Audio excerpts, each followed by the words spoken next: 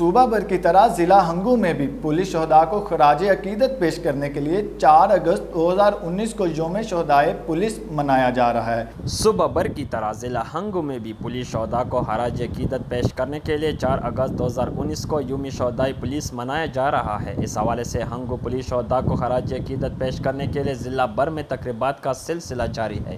District police officer Ehsan Ullah Khan, S P investigation Zain Khan Jadoon, D S P head quarter Asad Zubair Khan, D S P city Amjad Khan, S H O city Fazal Muhammad Khan نے police کے چاق و چوبند دستوں کے ہمراہ ہنگو پولیس کے شہداء کے قبروں پر حاضری اور سلامی دی اور شہداء کے قبروں پر پھولوں کی چادر چڑھا کر شہداء کے ایصال ثواب اور بلند درجات کے لیے خصوصی دعائیں بھی مانگی۔ پولیس شہداء نے مادری وطن کے تحفظ کی خاطر اپنی قیمتی جانوں کا نذرانہ پیش کر کے بہادری اور شجاعت کی لازوال داستان رقم کی۔ ملک اور قوم کی بقا اور عوام کی جان و مال کی تحفظ کی خاطر شہادت کے درجے پر فائز ہونے والے شہداء کی قربانیوں کو ہمیشہ یاد رکھا جائے گا۔